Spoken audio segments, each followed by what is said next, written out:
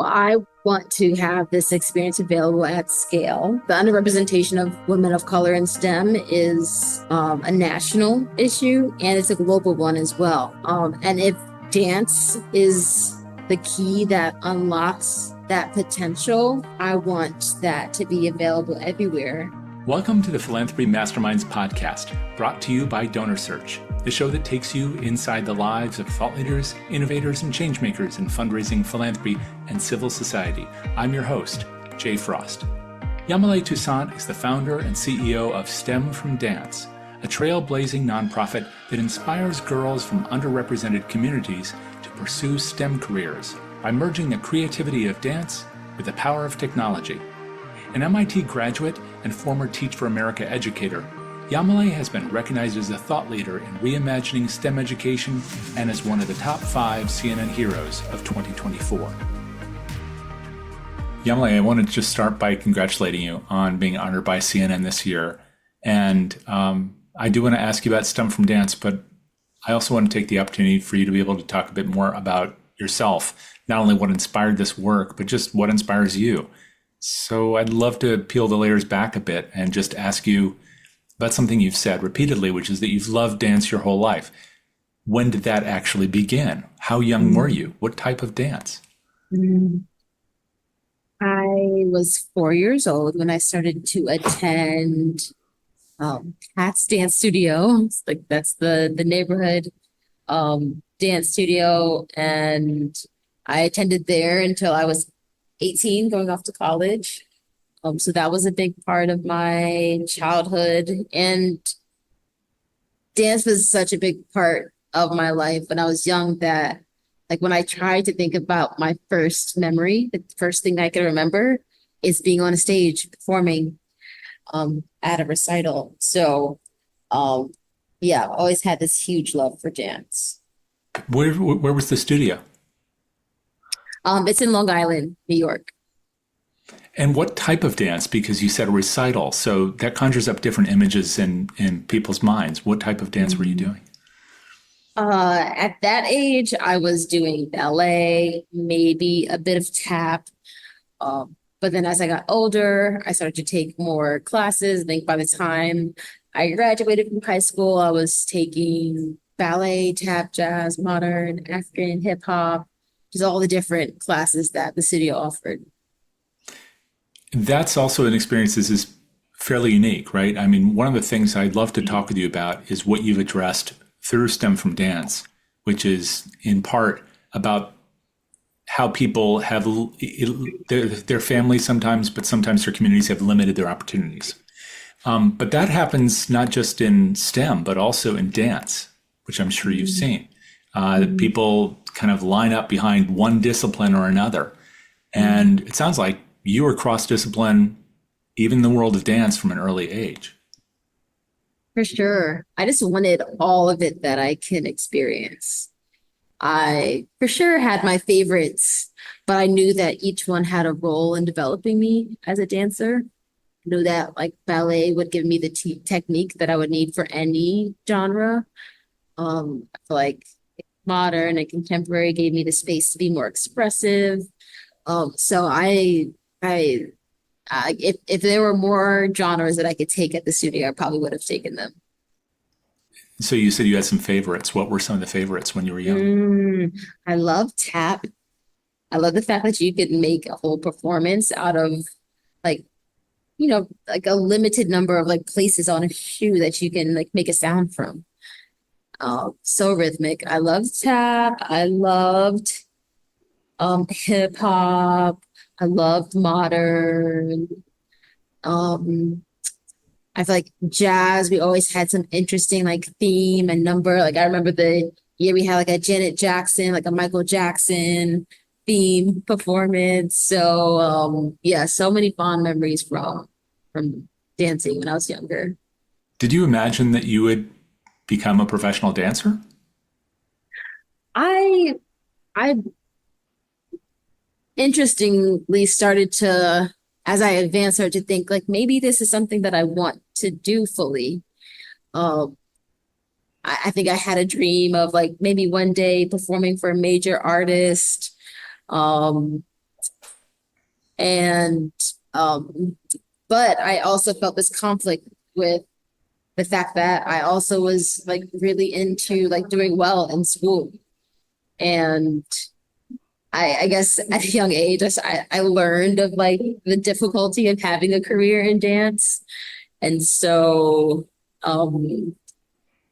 like, I feel like that led me to really lean into dreaming about what's possible with, like the subjects that I was starting to really gravitate towards, which was math and science. And what about the love affair with math and science? You probably didn't start that at 4. I shouldn't assume that. Maybe it did. I mean, do you remember your earliest memories of things that we might think of as STEM related, whether it's building things or using a robot for the first time, playing a video game? Where did your fascination with that become evident?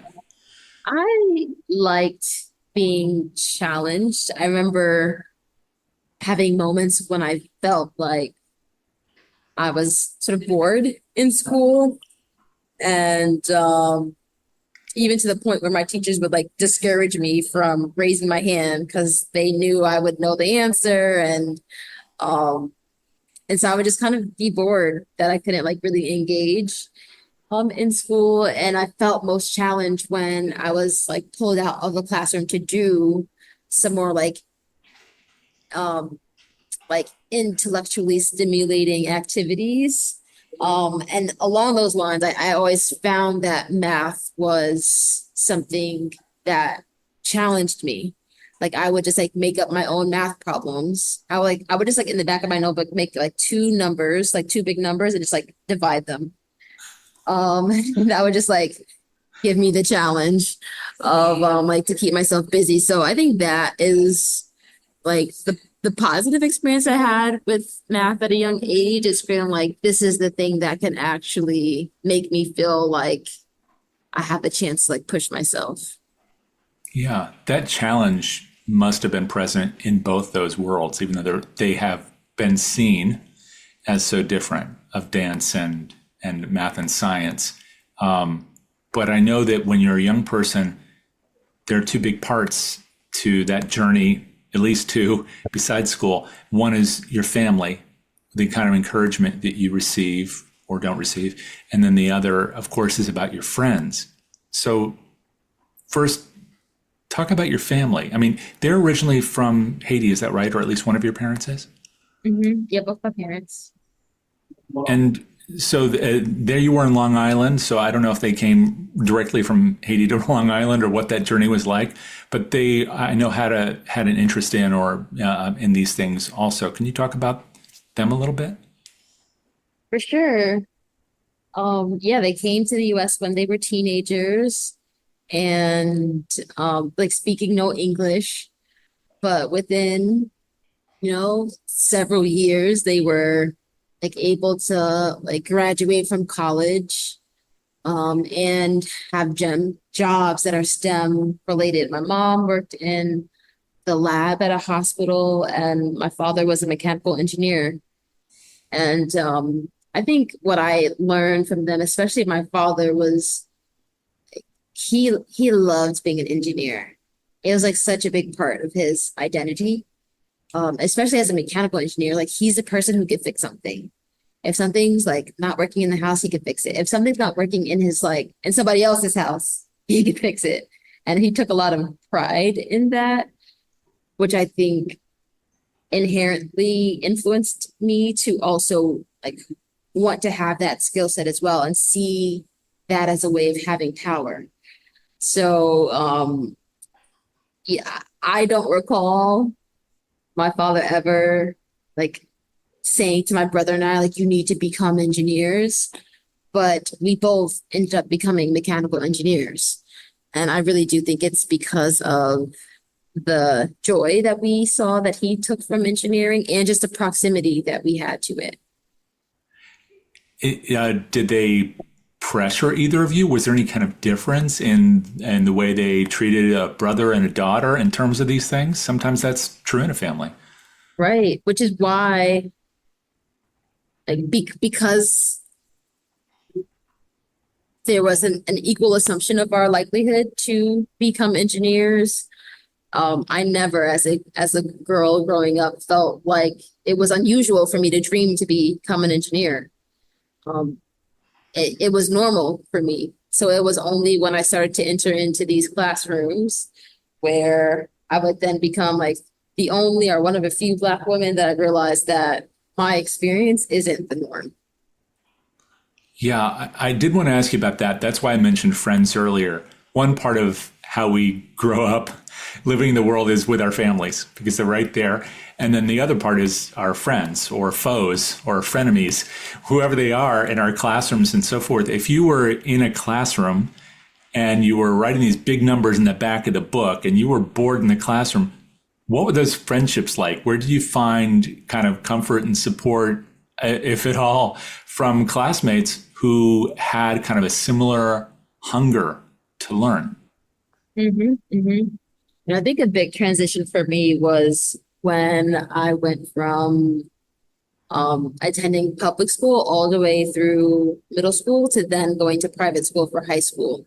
So making that transition from sort of like being in the class with all of my peers to then eventually like having most of my classes with, those who are also on this like physics, calculus track and seeing fewer and fewer of the people that I used to, take classes with be in the majority of my classes.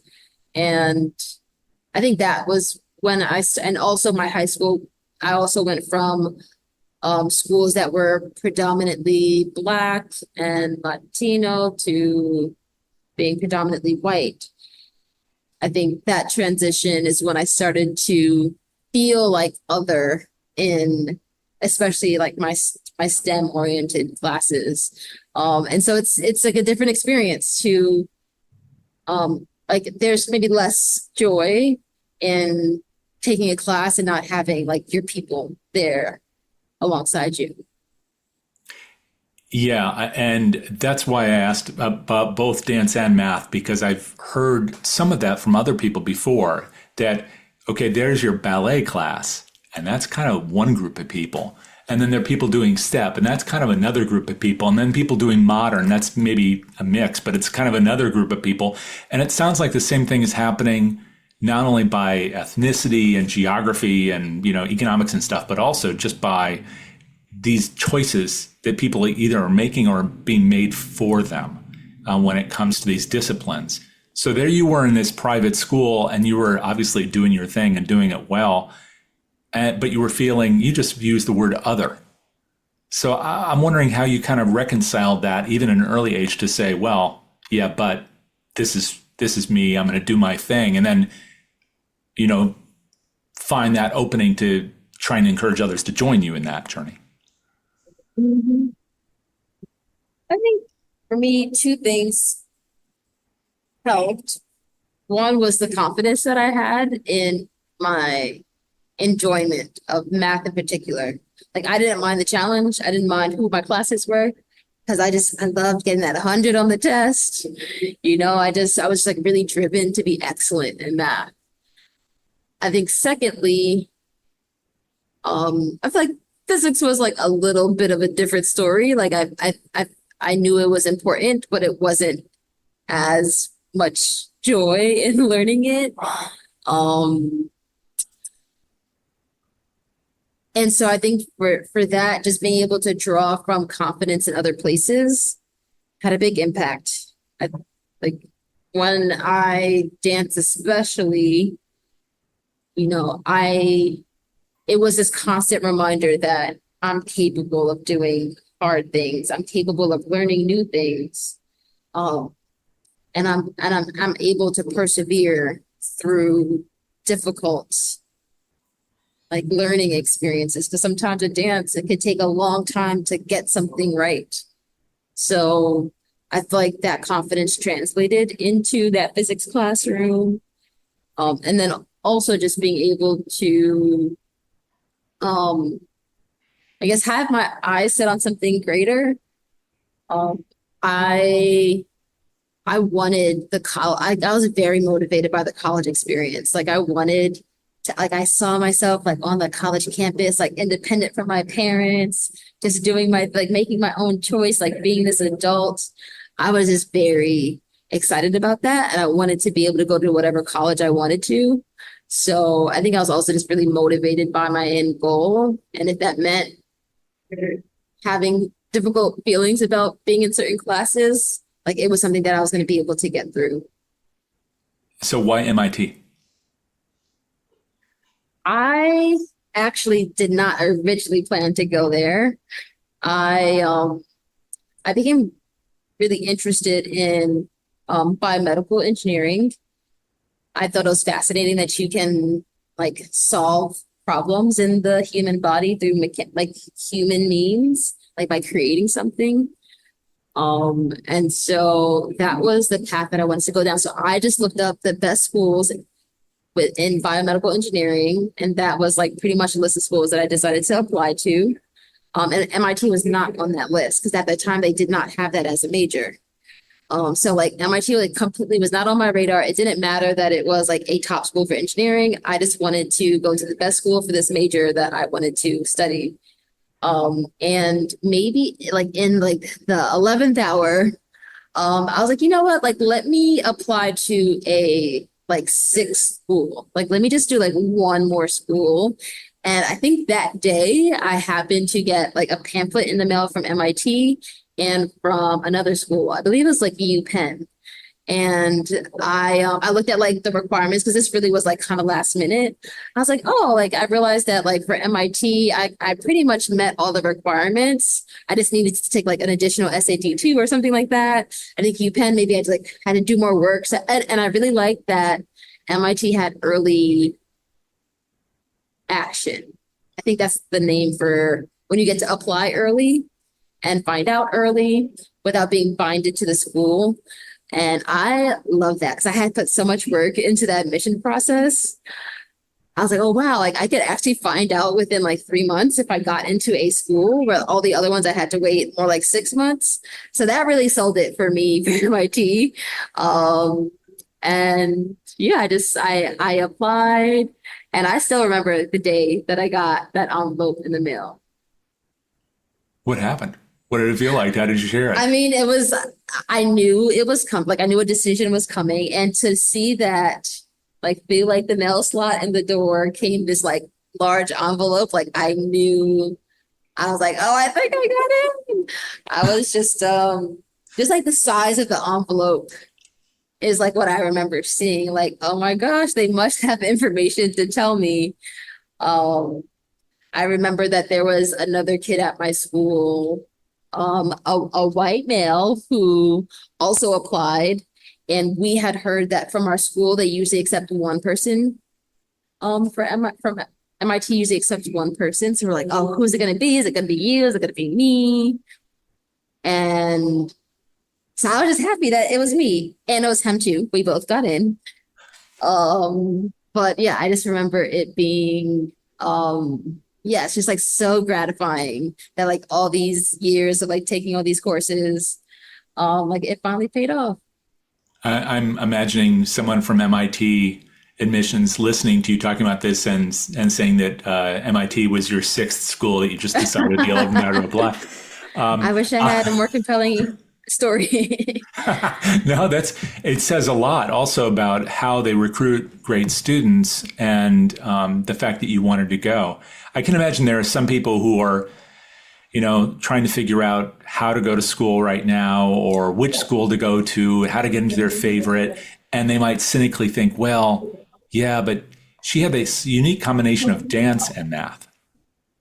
Or whatever else, that they might come to mind that helped her get in. But it sounds like you pretty much knew first that you wanted to go to college forever, and then you had lined up all the stuff you needed to do to go to a place like MIT. But I wonder, was the dance a piece of it, either in the application process for you or your life as you then newly entered a place like MIT? Because MIT is not known externally for the work that it does in the arts. But in fact, they have the new media program. There's a lot going on at MIT. But was that a part of either your thinking or theirs as you decided to kind of join forces and place your bet on that school? I would say that it was after, or maybe during my time at MIT, that I realized that something that makes me unique is my interest in math and engineering and dance. Prior to that, I was just being a kid who did things that my parents brought me to. You know, I doubt that I even played up the dance angle in my application to sort of make me stand out. I don't think I realized that that combination is unique. When I, was in my first semester there, I was looking for my community, my people. It's like I naturally gravitated towards the dancers, and also something I haven't mentioned is like also my upbringing. I played the violin and was very passionate about the violin. Um, but when I started to look into the orchestra there and like the time commitment, I was like, okay, I can't do dance and orchestra, and I felt like I would have more of like a community that I wanted in dance. So I feel like that's when I sort of honed in on this focus on dance and like my academic pathway. Um, and then as that carried on, I realized, oh wow, like it's not just me too. Like I found this pocket of other people at MIT who love to dance and also was studying something science and engineering related. And so I think when I left MIT and like reflected on that experience of finding my people through dance and like meeting other people who have that interest, I realized, oh wow, like this is something that is like not it's not it's not common, but it's also not unusual. Not common, but not unusual is an interesting construction in itself, because I guess it's hard to find if you're looking for your people, and those people are people who are using in colloquial terms both sides of their brain. You're doing the math and science, and then you're doing the dance. Those are seen by people on the outside largely as very different worlds. They track really early in different places to different things. And you found not only a place where you could do both, but you found other people doing both. But I guess that was still hard to pull them all together in one place, except for a place like MIT. And you've talked about that a lot with STEM from Dance. Maybe a way to go there is your experience afterwards. So you graduated mechanical engineering, is that right? That's right. And then you went to Teach for America, I think. So how did you decide to go that route? Why education initially, but also what do you observe there that then helped you to continue to bind these two parts of your life and make them available to others? Something I noticed during my journey at MIT is there were certain things that I was gravitating toward and really energized by. Um, I I loved dancing at MIT. I led a dance group. Um, like that is the thing that I did after classes and on the weekends, on breaks. I realized that I loved being in that position of leadership and cultivating a community of people to have a certain experience. I also noticed that the observation of how few um, Black people there were at MIT was something that like kept sort of returning in my mind, like sort of examining it, like why, like I just kept questioning it. And I did like a mini research project on it. Like that's how much it was like piquing my curiosity. And I also found that when I did my first engineering internship, that while like the content of it was exciting, like the day-to-day life of the internship wasn't as energizing. So with that observation, I my last summer, I decided to do a public service project over the summer in New Delhi, India, and was really energized by this act of taking my engineering skill set to like try to like solve a problem that affects people, and like having that direct tie to people is what I noticed like brought me joy. So in light of all of those observations, I knew I wanted to go more a social impact route so that I can sort of like tap into this like purpose that I feel like was emerging. And so that's like finding a social impact pathway out of MIT was hard because at the career fairs, you see the finance companies, the consulting companies, the engineering companies, the graduate schools. And I felt like none of that was really piquing my interest. And then there was Teach for America. I learned about the mission and thought that I could learn something from being a teacher while also being able to serve and really trying to find out what is at the root of this issue that I was observing.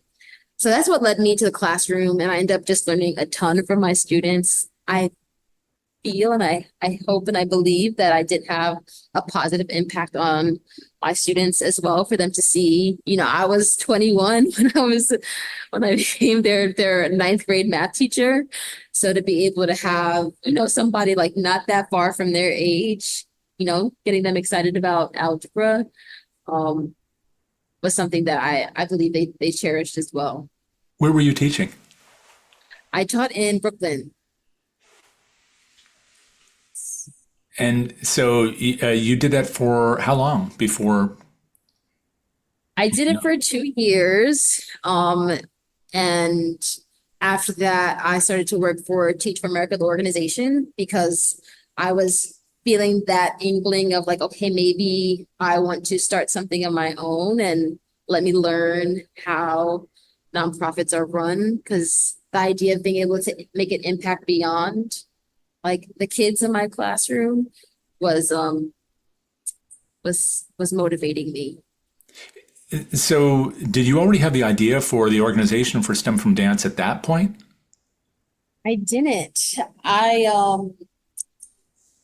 think stepping away from the classroom put me in a mind space of really questioning like my trajectory and my purpose. I was starting to feel conflicted about which way to go because I'm like fresh off of this engineering degree. I have this teaching experience now. I've been a dancer and still love dance. And it felt like I was at a fork in the road and didn't know like which path to choose. And it was almost like a aha moment. I was like, again, like really yearning for like understanding my purpose. I was praying and really had this like epiphany of like, wait a minute, maybe it's not a fork in the road, but an opportunity to like combine these things in a way that uniquely positions me to bring something forth. Like maybe these, you know, seemingly disparate experiences are going to allow me to create something that other people wouldn't create.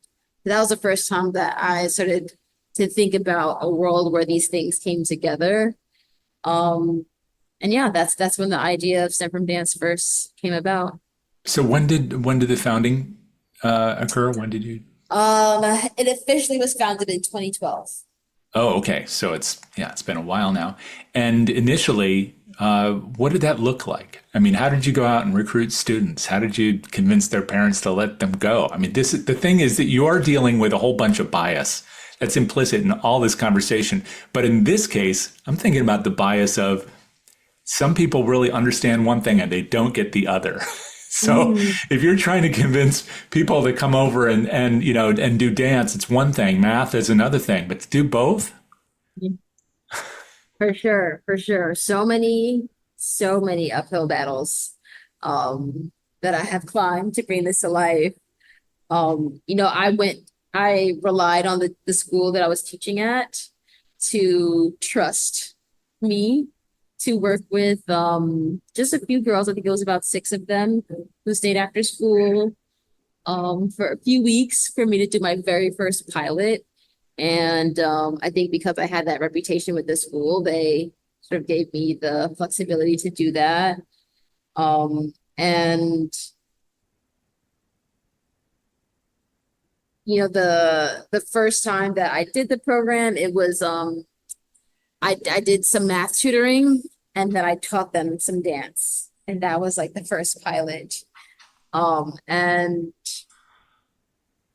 as it sounds, like it was not integrated. It was sort of like just like two things side by side. And so it took really years to figure out what that integration would look like and how I would help other people understand the value of the integration when it was so innate to me. So I think initially when I explained it, I was like assuming certain things that needed to be made more explicit. And so when I face initial like skepticism and rejection of the idea, it was almost hard to discern. I think initially I interpreted it as like potentially an indication that it wasn't worth pursuing.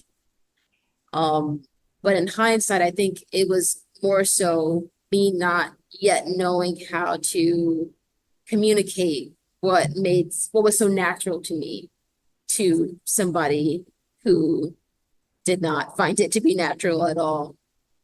So that's now 12 years on. And what does it look like today? For people who don't know anything about the organization, if you had to give them that 30-second elevator speech, what does the organization look like today? Who does it serve? What impact is it having? I think when it comes down to it, we are using that joy, power, community of dance to get girls excited about STEM. So girls get to make dance performances that incorporate STEM, like costumes that light up as they move, projections that are coded, that are on stage alongside them, and other like interesting ways where they can learn about technology and STEM through the lens of dance. So what they may be experiencing is making this performance, but what they're also experiencing is the messaging that they can do things in STEM because they see themselves like make the circuit and program the circuit. They get to experience meeting other women in STEM who have had these careers and who can show them like, hey, it is possible. They get to be given the power to make something, knowing that that process of designing and creating is very inherent in engineering. So they realize that what they have done in the course of our program is something that is very common in science and engineering and dance. They realize that they can, in fact, do STEM, and we help them along in that journey. And that's on, now it's all integrated through STEM from Dance, but it's a parallel track to school, I guess. They're still going to go back, if they're 8 or 10 or 12 years old, they're going to school by day and presumably, and then by night or on the weekends, they're also participating in the program.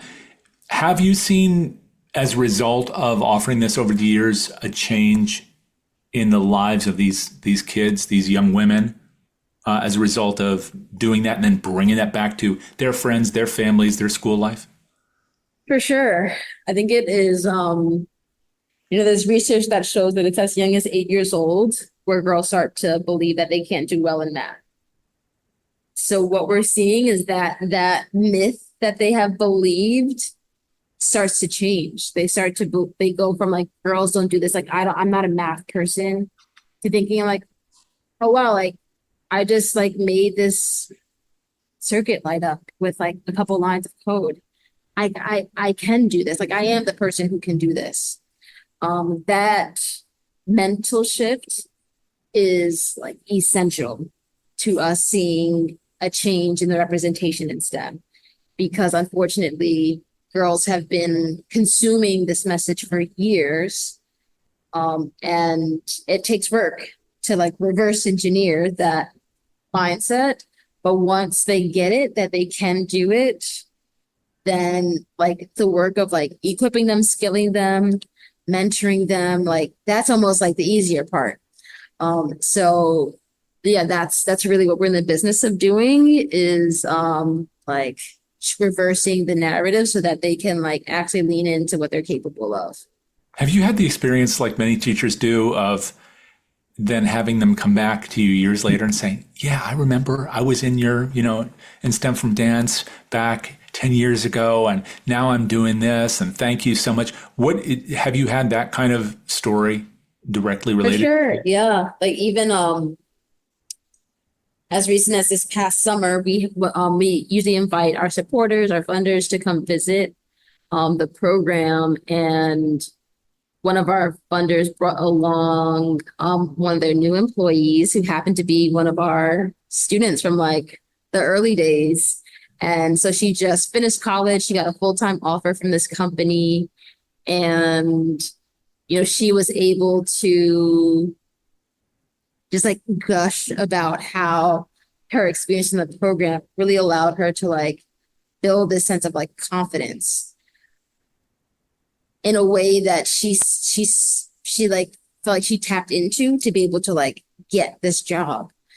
And like for her to be able to say it like with a smile and just like with so much gratitude, and then be able to like speak to the next generation about like what they're about to experience, like so many of those stories, and all of them are priceless. I'm wondering how that must feel for you, because when you see that go through a cycle where a person comes in as a kid and now they're talking to you as an adult, that must give you a certain feeling of accomplishment. Oh yeah, for sure. I think I feel the greatest sense of accomplishment when that mindset shifts, which can happen sometimes. Like the start of that change can happen just in the course of like a day, a few weeks, to see a girl come in like maybe even slightly annoyed that they had to do something STEM related, to then like light up when like their circuit lights up.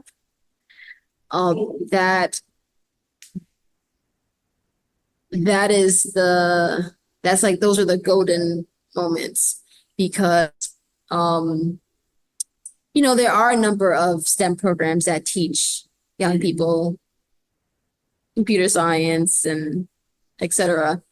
But to have an experience where we are like convincing like them what they're capable of, I think that is like that's what I take a lot of pride in being part of.